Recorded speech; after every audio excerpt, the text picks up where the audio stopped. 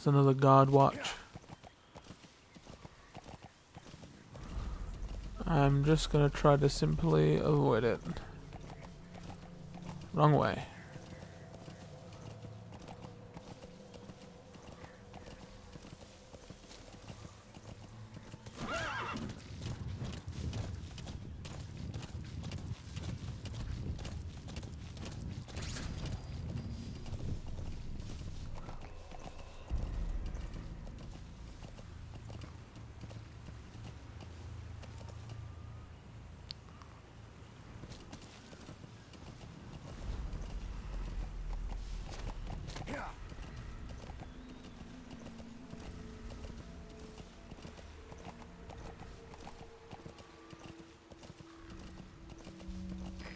Get down.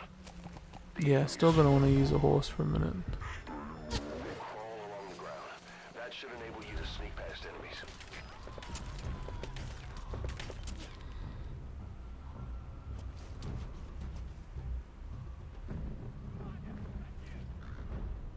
Why?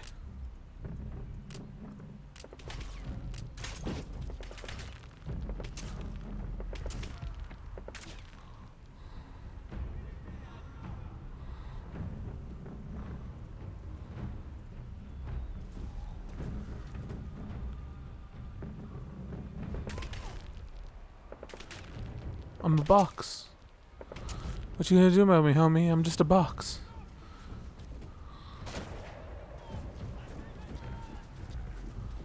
Oh, they're shooting at the box.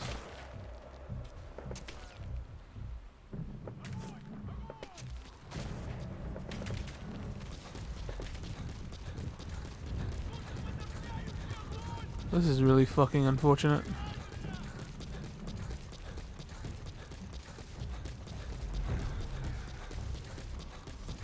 Get out of my face, homie. Gonna have to go around them.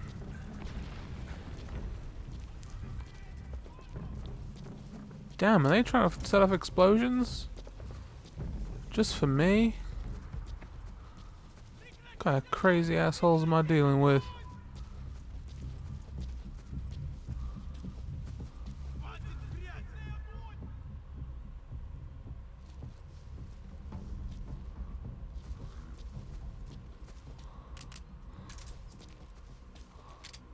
Ah.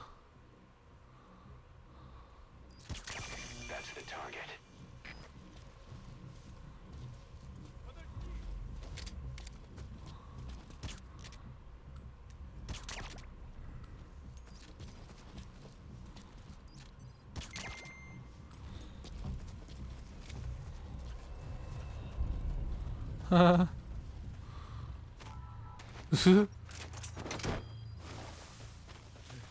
Alright, send them up.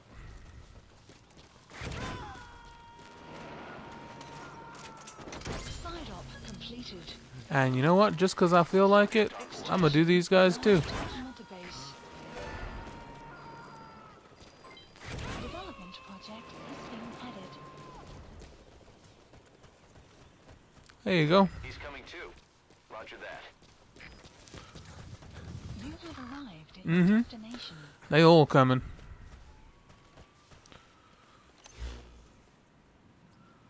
Alright, I want to get out of here, so I want a Select a landing zone. helicopter pickup.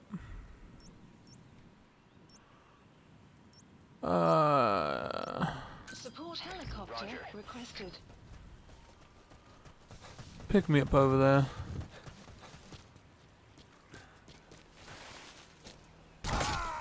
Oh dear. Oh dear. Boss, what happened? Boss!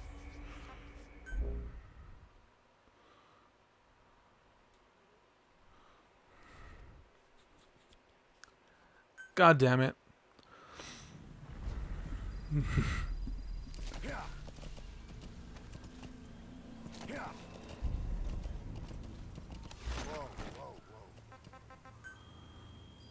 Let me just check if it counted as though I did it. Yeah, it did. Please select a landing zone. So I need a Support helicopter helicopter requested. for like right there.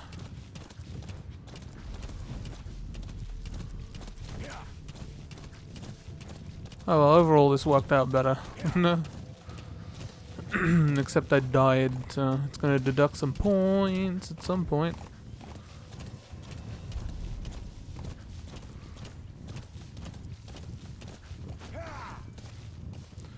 Wish there was a landing place closer to me, you know? Not just all the way by an enemy base at that as well, you know?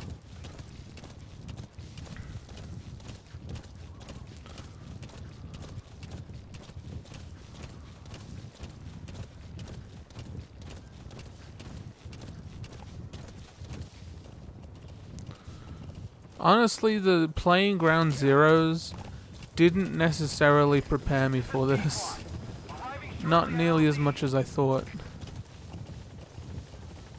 What it did do was skip the need for a tutorial, because I already pretty much knew how to play, thanks to Ground Zeroes. So, although it was still a pretty good idea to have a play of Ground Zeroes just so I could get, you know, used to how the game works, it wasn't horribly necessary.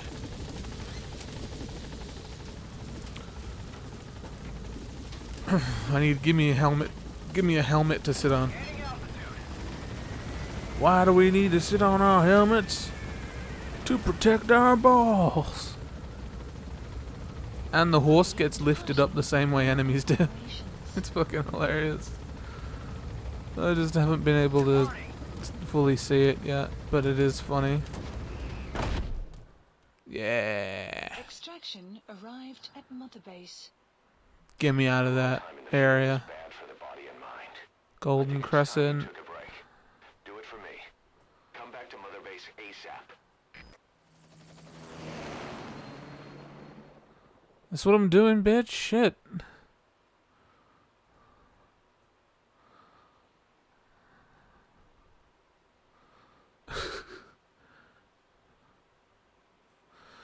But yo, I think I need to take a break. I've recorded this game for about 3 hours. No.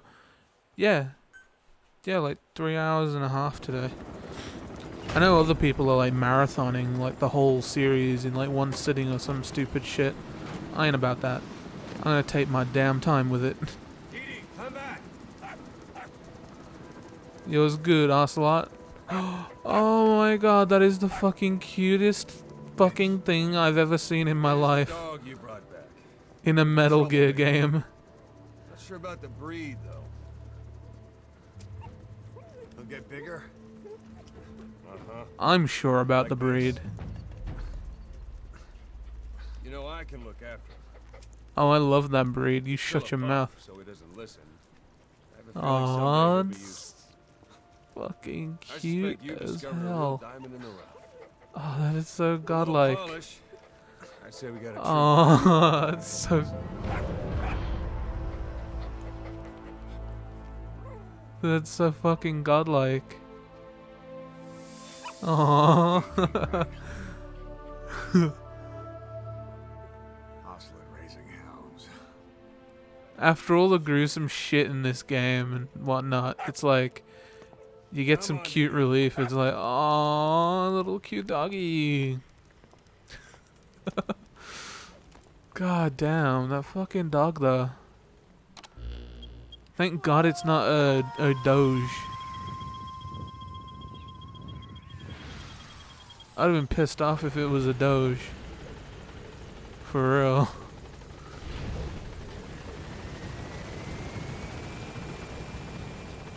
I'm gonna take my ass to the shower. Hey, I'm sorry for brutalizing you, bro. He's just gonna keep saluting while I'm in the shower. Sick.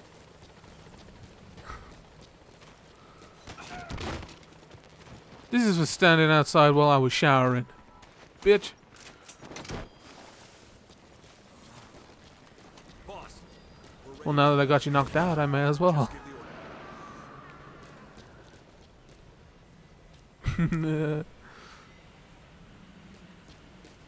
Well, holy shit.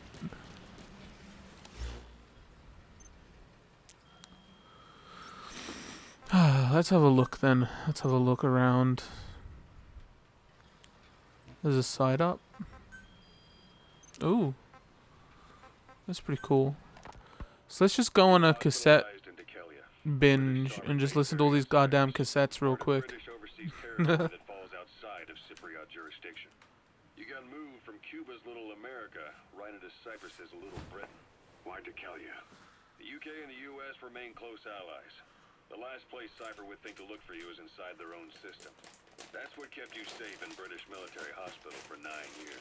The safest place from a whale is inside its own belly. You were a regular Geppetto. Well, it wasn't Pinocchio who led me out to safety. So who was that guy? Cypher went so far as to attack British territory. Did someone just say hurting Peter? their own ally. That's how badly they wanted you dead. He said I was in a British military hospital. But the doctor had a Greek accent.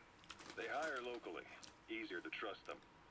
Decalia is also home to Greek Cypriots, after all.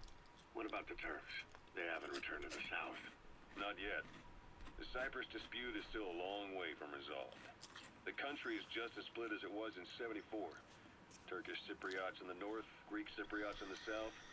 Between them, the Green Line, the UN established. And Decalia sits right on top of it. It does. Part of the buffer zone between the two groups. Another reason it was the perfect place to hide you. Easy to spot any outsiders snooping around. So how do things stand? Now, last year, the Turks declared that the Turkish Republic of Northern Cyprus is an independent state, though it's only Turkey that recognizes it. In the past, the Greeks and Turks lived side by side in the same villages. There are reasons to fight. Those came from the outside. Greece, Turkey, Britain, America, they all had their own stake in pitting the two sides against each other. But once you spark something like this, it's impossible to control. Both sides build up grudges like death, without the foresight to see that each act of revenge just fans the flames, and then it's too late for other nations to rush in with peace talks. The embers keep on smoldering. Each nation's arrogance only breeds anarchy. The world is paralyzed by this hunger for revenge. Cyprus is no different.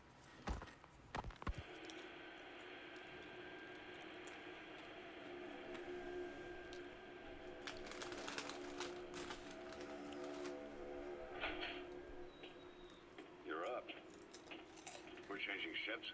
We can't go sailing the Suez in a whaler. The Suez Canal. When did they reopen it? Not long after you were attacked. Once they finished sweeping it for mines after the Arab-Israeli conflict. Can you stand? We've got to transfer to a container ship for passage through the Suez. Our destination is Pakistan, Afghanistan's neighbor to the south. There we disembark and head via Peshawar to the Zero Line, the border. We'll travel to the Khyber Pass by road. And then we continue on horseback. Afghanistan's main roads are under Soviet control. We'll need to go around them. It'll be all narrow, winding paths through the mountains. We'll do better on horseback. It's a local guerrilla tactic. They use the higher ridges to avoid air recons. Then they charge down the mountains for ambushes. The Soviets still haven't devised a counter-strategy. Our time frame is only half as much as we really need. It'll be a tough march. Better horses than boats. Well, it'll make for good physiotherapy. Take the time to get used to that new arm. While the Soviets have indicated they are not participating in the Los Angeles Olympics, primarily because the United States has made no attempt to guarantee the safety of the Soviet Union's athletes, the United States is increasingly demonstrating the belief that the issue has nothing to do with its preparations, and in fact this is retaliation for the Western nations' boycott of the previous Moscow Olympics. That concludes today's news. That's quite some news. The Soviet Union not attending the LA Olympics? Yeah. Andropov's death has changed some things. They're calling it revenge for the Western boycott of the Moscow Olympics. Countries boycotted the Moscow Olympics? Yes. In protest of the Soviet Union's invasion of Afghanistan. Over 50 countries were absent. It's too bad I didn't get to see Yamashita's judo. When the 40th Army crossed the Amu River 4 years ago, détente went right out the window. The U.S. Congress chose not to ratify SALT II, and Reagan's hardline politics won in the presidency in a landslide. According to him, the Soviet Union's an evil empire. The Second Cold War. And there's been no end to regional conflicts and civil wars. Lebanon, the Falklands, Grenada, Iran, Iraq. The story never changes. Egypt and Israel did sign a peace treaty. But then the driving force on the Egyptian side, President Sadat, was assassinated afterward. Apparently, his actions were considered a betrayal of his fellow Arabs. Islamic extremists? Yes, fundamentalist extremists have been responsible for some bold acts of terrorism in recent years. We've had extremist students in Iran take U.S. embassy workers hostage, and suicide bombings in Lebanon. Over 300 foreign soldiers stationed there have been killed. The countries have yet to develop an effective means of dealing with terrorism. Afraid of losing their own men, they've pulled their forces out, handing private forces a golden opportunity. Private forces? Small armies with no national affiliation, working for the highest bidder. That's right, they got the idea from you. After Mother Base went down, they began spreading to meet the soaring demand. Miller's organization is just one of many PFs now. The entire world is after you. But at the same time, it needs you too. Miller told me about what happened in the Caribbean 9 years ago. You do remember Miller. You'd formed a private army with him.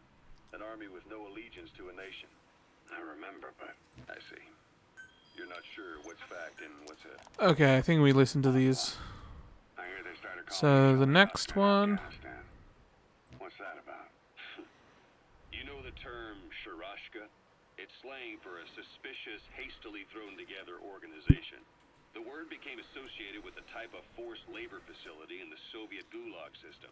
OKB scientists and engineers who'd been convicted of crimes were sent to a Sharashka for forced R&D.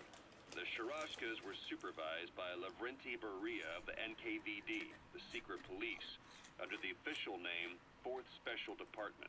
Forced research? That's not very different from what we do here. Diamond Dogs is different. Everyone here believes in you. Regardless of where they came from or why they're here, they revere you. And they're fighting because it was their choice. And if it wasn't, they'd leave? Who knows? That's our reality here, whether it's real or not. If there's another truth, I don't want to know it. All that matters is that's the concept that's taken shape in their heads. The traces of a group ideology, our superstructure, to put it in Marxist terms. All right. Go on. Right. So anyway, at some point the enemy started calling me Sharashka. This was after the war in Afghanistan broke out. While I was keeping an eye on you in that hospital, I was also heading up interrogations here. The men I broke gave up their comrades and families, everything they wanted to protect them most. No real cause for it. I just let myself get caught up in the old Russian pride. And suddenly I received the honor of becoming Special Interrogation Advisor to the forced labor camps. But the more men I interrogated, the more people saw me as just that, the interrogator. It helped cover my real objective of keeping you safe. You went that far for me? Far enough to keep you alive. I ended up being pretty well known among the Afghan guerrillas. Some of them would have seen me on the battlefield, and that's how I got the second half of the name. Shashka. It's a sword, a type of saber from the Caucasus. Russian dragoons and Cossacks carried them into battle. Now the Russian Empire had a general by the name of Fyodor Arturovich Keller. His bravery earned him the nickname Russia's Greatest Shashka. Someone must have known about that, because somewhere along the line, Shashka got stuck on the end of Sharashka. The guerrillas were using the name amongst themselves, and by the time I got to hearing about it, pronunciation had wound up as Shalashashka. So, half Gulag, half Hero Sword is a perfect fit. But you see how rumors and ideas about people can get out of hand fast. Once you create a character and put it out there in public mind, it will twist with every baseless rumor. And before you know it, all people see are phantoms. In my case, True that. just fine. I'm plenty used to working under aliases. So SALT II still hasn't gone into effect. That treaty was drawn up to limit not just the size of the U.S. and Soviet Union's nuclear arsenals, but also their delivery systems. Whole deal.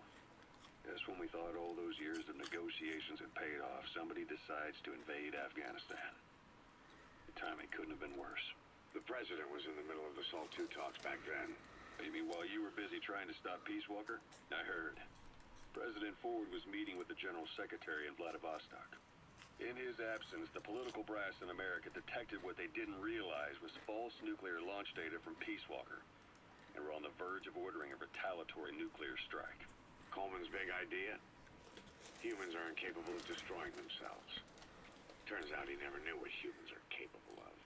If that AI, the boss, hadn't found a way to stop the fake data transmission, they probably would have gone ahead with the launch.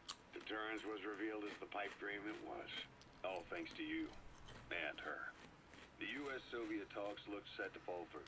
What happened in Nicaragua no doubt helped trigger a change of heart. But in the end... The time's to find the politics. When you grab their tail, they turn and bite your hand. It didn't even matter. I first met you 20 years ago now. The place was Selenoyarsk in the Soviet Union. We were enemies. I was with the GRU. You were still fighting for America. 1964. Operation Snake Eater. Its objective? The assassination of the legendary soldier known Yeah, as girl. the Boss. When you returned home successful, they awarded you the title Big Boss. Your CO, Zero, sought to carry on the boss's will by covertly establishing his own organization. You knew the original members from Operation Snake Eater. From America, there was David O, whereas he was to you, Major Zero. Donald Anderson, a.k.a. Sigint. Dr. Clark, who went by paramedic during the operation. And the fourth, you. From China, there was Yeah, I remember that dude. and me, Ocelot, from the Soviet Union. 6 in total. To us, government notions of friend and foe were meaningless. Yeah, and you were a As dick. for East and West, we joined forces by our will alone. Our objective was to fulfill the boss's dying wish, to make the world one. And to do it, Zero used the Philosopher's Legacy, the secret war fund you obtained during Operation Snake Eater. This organization would go on to become Cypher. I, on the other hand, was left with the problem. You only recovered half of the legacy. I had to locate the other half myself. When I found the funds, I passed them on to Zero, just as you wanted. I still trusted him in those days. We thought what he was doing was the boss's will, until he started that one project. Les enfants terribles, Zero called it. You parted ways, as did Eva, leaving only Anderson and Clark still with him. I maintained limited contact, although truth be told, we were just keeping tabs on one another. The reason was always you. After you returned to the Army and created Foxhound, you left America. For a time, even I'd lost track of you. I'd imagine Zero did too. You always were the best when it came to hide and seek. Zero created Cypher, an information network to tap into every corner of the globe. Woven together, Cypher's arteries make the world just one big organism. And that's not all. It also monitors the thorn in Zero's side. That's you, tracking your coordinates wherever you might go. The further you strayed from your roots, the larger Zero became. As if he was trying to close the gap between you. But before long, he disappeared from public life. Only a few people had direct contact with him. For a time, I was one of them. Then a year after you fell into your coma, he slipped out of sight entirely. Since then, nothing. No photos, no recordings, not even a reliable rumor as to his whereabouts. I tried every method I could think of, but Zero was gone. Freed of his control, his creation, his power continued to grow. Cypher is a great beast, and Zero was its spine. But even without it, it's endured, evolved. But now its body is rotting, riddled with parasites. Parasites like the ones who attacked you 9 years ago in the Caribbean, and then at the hospital. Cypher's Black Ops Unit, XOF. They learned where you were, and came to wipe the slate clean. Christmas Eve, 1979, the Soviet Union rolled into Afghanistan. Muslims have revolted against the Soviet-friendly regime established the year before. The DRA forces could no longer contain it themselves, so the Soviets went in to intervene. The Afghan government was powerless and fraught with infighting. They lost the hearts and minds of the people, and that alarmed the Soviet leadership. With the Islamic Revolution happening in Iran, the Soviets felt they had to act fast or risk the spread of Islamic revivalism. A superpower, sending a motorized rifle division against men on horseback with antique rifles. Everyone thought it'd be over in an instant, only it wasn't. Some Muslims made their fight a jihad, a holy war, and began a guerrilla campaign on all fronts. A war of attrition. These fighters call themselves Mujahideen. They're being supported by the West through Pakistan. That's why Miller was involved. He was training them near the Zero Line, sponsored by the CIA. The war has become a nightmare for the Soviet troops stationed here. They thought they'd be headed home in 6 months at the most. Then a year passed. 2 years. Now here we are 4 years on with no exit in sight. Afghanistan has become the Soviet Union's Vietnam. The Soviet troops on the ground want to go home, but at least they have homes to go back to. The Afghans have lost theirs. The Soviets destroy the kishlaks, villages, wherever they can. They burn down homes and fields, fill in wells, turn pastures into minefields. It's created a mass of refugees who fled to Pakistan. If the Mujahideen are fish swimming around the villages, the Soviets will go so far as to dry out their ocean. But this has had a big price. There's bitter resentment among the Afghans, and they're taking out their anger on the soldiers on the front lines. Among the Mujahideen are the Pashtun people. They're fiercely devoted to their code of Badal, or revenge. Soviets they've captured have had their hands, feet, and noses cut off before being left to die at the side of the road, just to show their comrades what they're capable of. Friendlies who come across them can do nothing but put them out of their misery. Then they burn down another village in retaliation, and the cycle of vengeance goes on.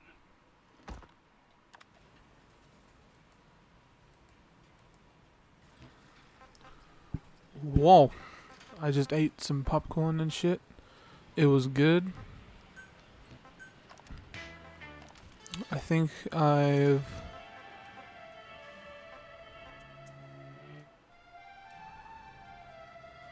So it just has music tracks?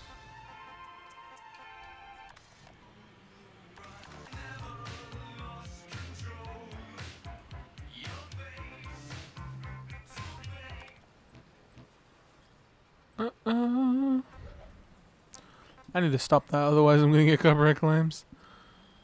Alright, so that's all the tapes listened to.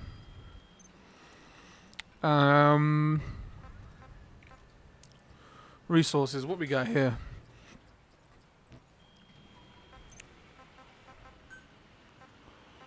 Pretty much nothing. Okay. Project. Development, what we got here? I don't know what any of this really does, to be honest.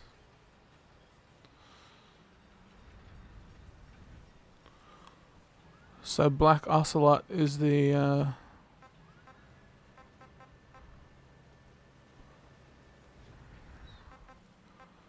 DLC thing I got.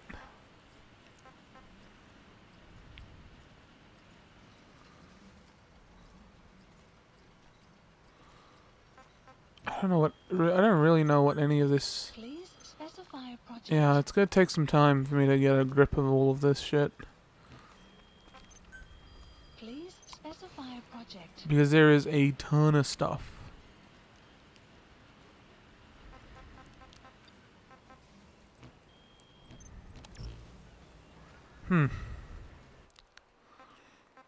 Well, I'll return to that all later. So anyway, that was just all of the logs and shit from the tapes that I was given. So that we listened to all of those. And when I come back, that was like, wow, that was like 20 minutes of stuff. Anyway, when I come back, I'll be playing a bit more of this game, but for right now, the servers are offline, and I'm going to take a break. So, thank you for watching, I hope you enjoyed it, and I'm out of here. Bye-bye.